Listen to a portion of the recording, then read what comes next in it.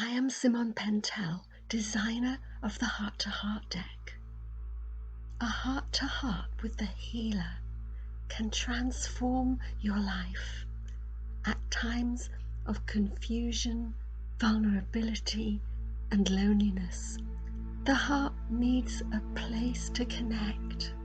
We may feel battered on the outside, but our inner space remains safe, receiving power from a superior reality, because we are eternal by design, created out of love, called into presence.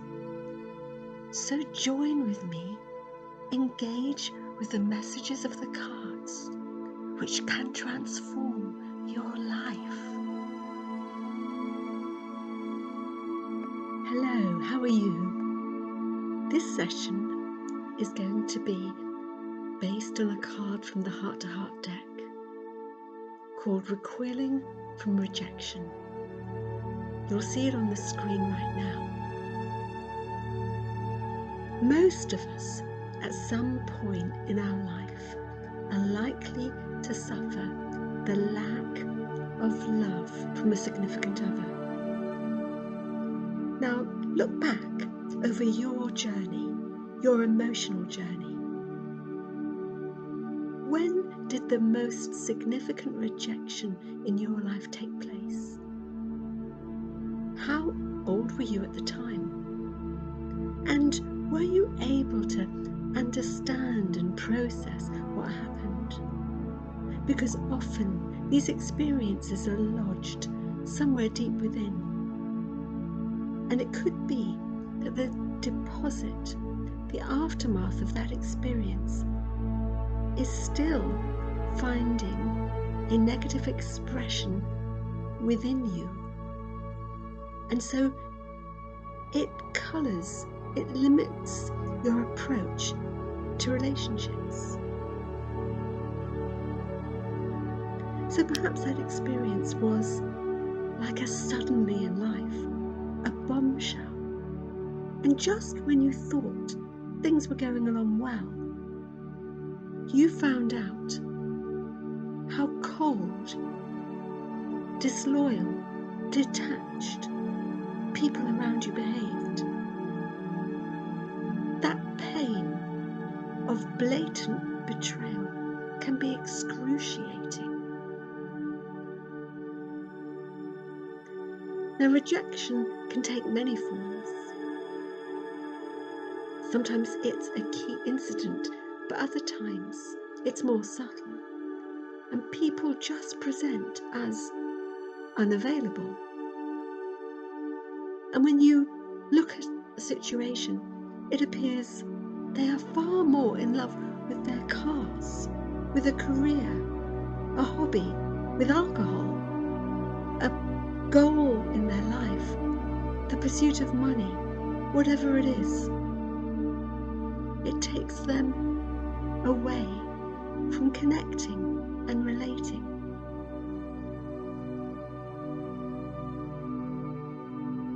And we have to conclude that what we expect from human beings in terms of their capacity to love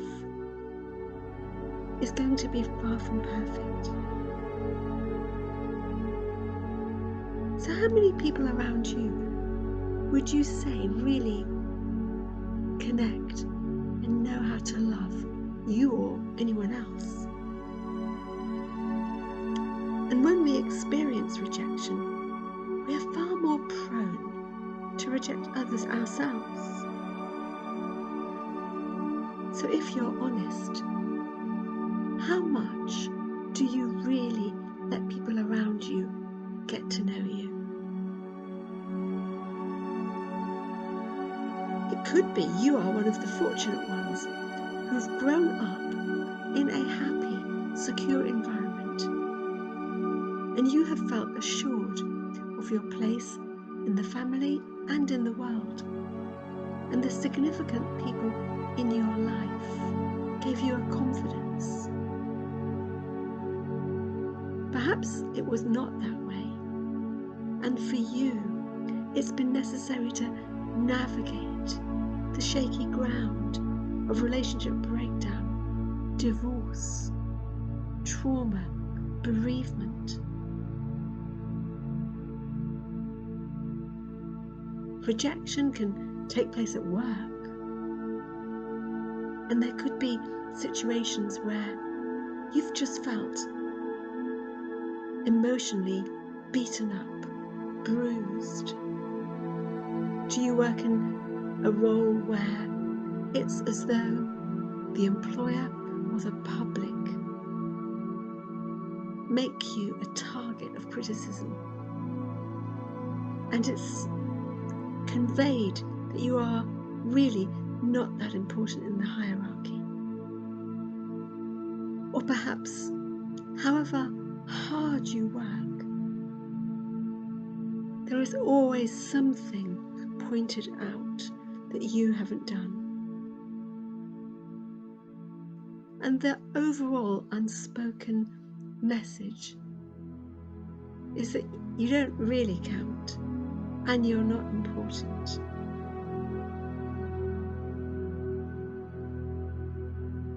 So when we examine our inner world in relation to relationships and the rejection issue, perhaps we'll be able to see how and where rejection has had an impact, and it can manifest in a number of ways. For some, they become hypervigilant, striving to avoid any possibility of rejection. Negative feedback can be just too painful to cope with because it just feels like rejection. Some become overly agreeable, flexible, people-pleasing to avoid any possibility of conflict. Or maybe the fear of rejection would cause you to put up a wall, self-protect, and become remote, unapproachable. So we've learned survival tactics and have multiple ways of covering up areas that we feel vulnerable in. And most people would say that there are only just a handful of people they would show their true self to. We have got used to a social media norm of superficial connection. So the word love is largely today a cliche, often meaning very little. Now I love acrostic using the word love inappropriately. So you will see it on the screen. L-O-V-E.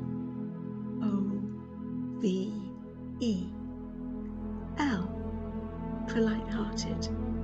O, opportunistic. V, variable.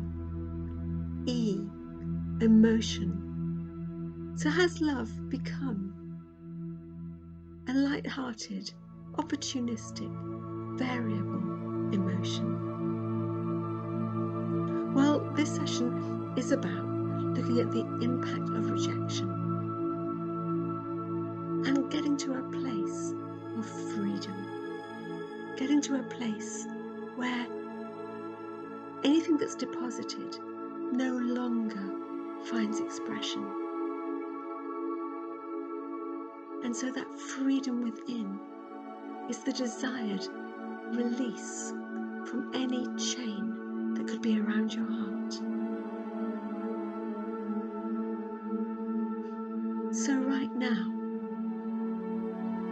it's time to make an inward declaration you are going to rise up, rise above the rejection, not any longer going to misinterpret life through an imaginary lens of rejection. That in this session, we are going to regain a healthy sense of wholeness and self-worth.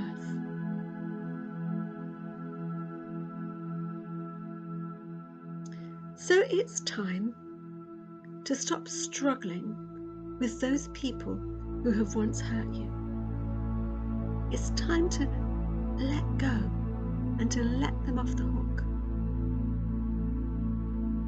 To see their limitation, their offence and wounding of you, not anymore as simply a personal insult, but as an issue that will follow them through their life. That they have a need. Hurt people will hurt people. So in this session, it's an opportunity to get free and to get a new perspective. And as I share this, I have my own tender spots in my life. So I'm not coming from any place of superior revelation. There's vulnerability. We all need freedom from the wounds of rejection. Because you're never too old, you're never too young to experience the impact of rejection. And for some of us, unbeknown to us, it would have started in the womb. And maybe it could also, God forbid, continue after our death. You see, human love is by its nature fallible, incomplete, and unreliable. So we desperately need a love from a beyond human realm, a higher realm. A love that has the capacity to remain constant and not be subject to the emotional consistencies of human nature. A love that would never withdraw or withhold. So what kind of being can ever meet those needs that lie deep within every human heart?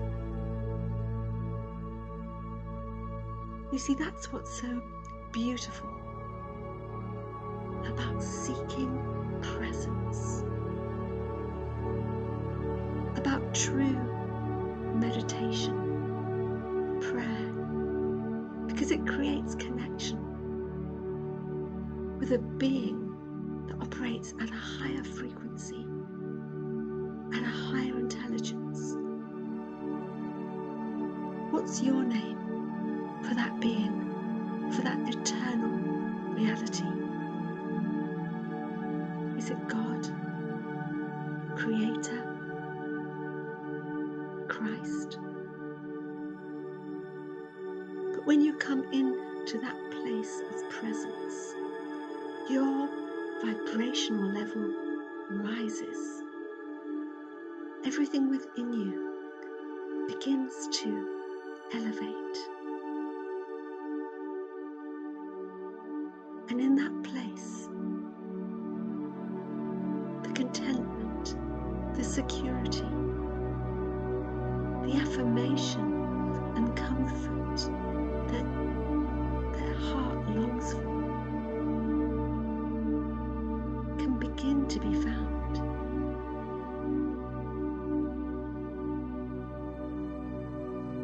When we seek to commune, when we seek to connect with presence, what we'll find is a deep level of heart connection, the intimacy of heart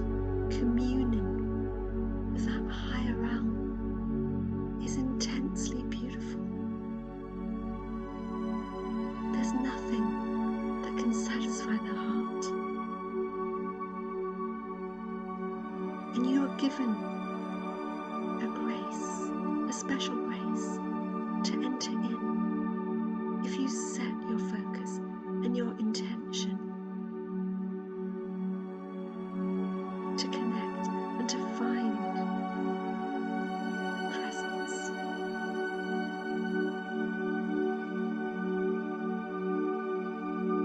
Communion is truly a gift of power for the heart.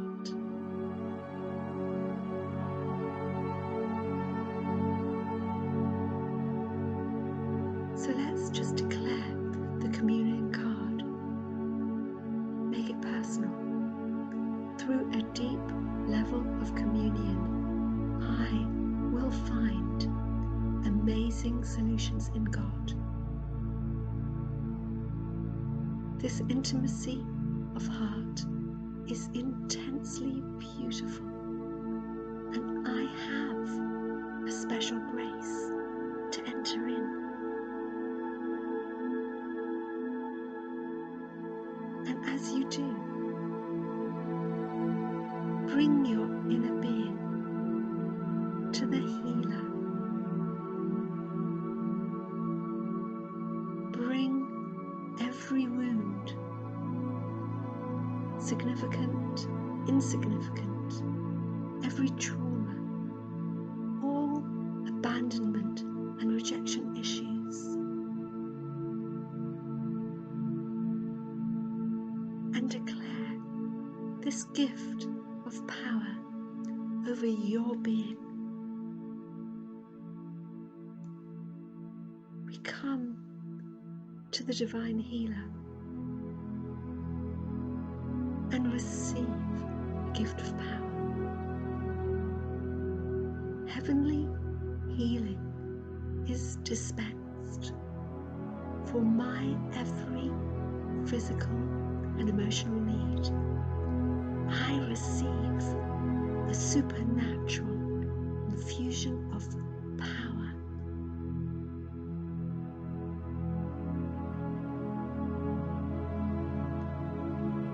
So in this place of presence, of communion, extravagant love is revealed.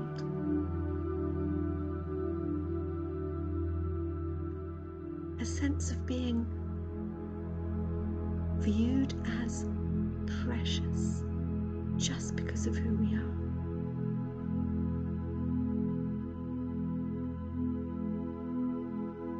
And in this place, there is a flow from the heart of God into your heart. The rhythm of the thoughts of God define who you are. Your original composition, the detail of your design, has originated in a thought from the very mind of Creator.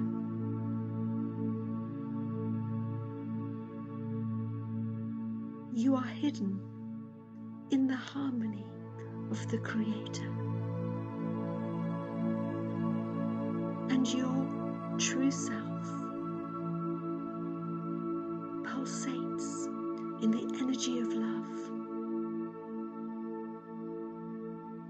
You are a treasure to the one who formed you. You represent an irreplaceable asset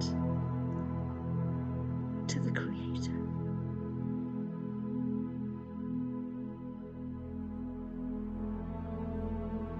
So let's declare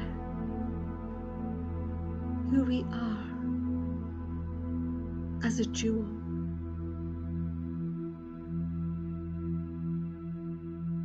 Speak over your life this gift of power. I am a precious jewel of great value, and I am much appreciated.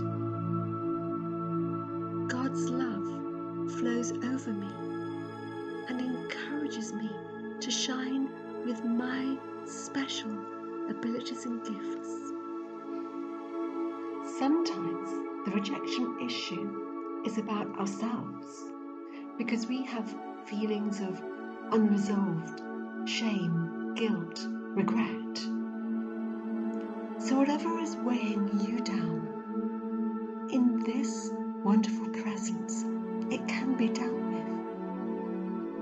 So we're going to ask for divine intervention. So right now, acknowledge that you don't know how to resolve some of the complex and difficult issues of your life that perhaps have been around for a long time. Acknowledge any feelings of helplessness, because you want to move past being held hostage to your mistakes and regrets. You want to feel free to move on, to fulfill your potential and life purpose. So we're going to come into presence. So declare, I ask for divine assistance. I cannot manage this on my own. I do acknowledge my mistakes, regrets, and shame.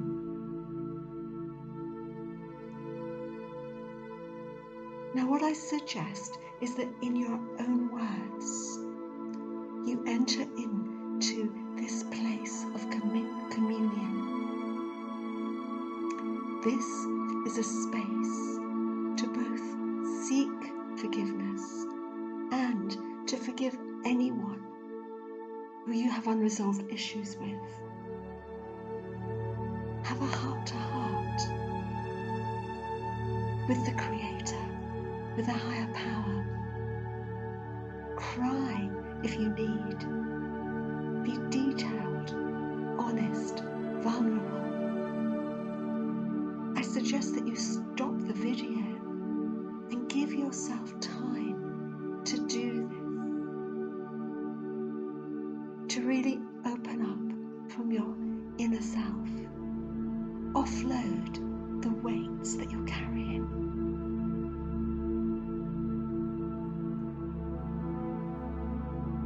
And so now, if you've done this, expect to receive a fresh impartation of power, because I'm going to speak a declaration over you. So I release power from above, from the Holy Spirit, to heal every wound of rejection that has lodged itself in your life. In this holy presence, as you have acknowledged your guilt and released forgiveness to others, right now, receive healing, receive an impartation of peace and of power. Sense it cleansing you from within, freeing your heart. Receive the love from above. Receive a power that rebuilds, that renews, that supports you, and that brings about a new depth of peace within. Receive that power right now as it's released over you. Enjoy it, immerse in it.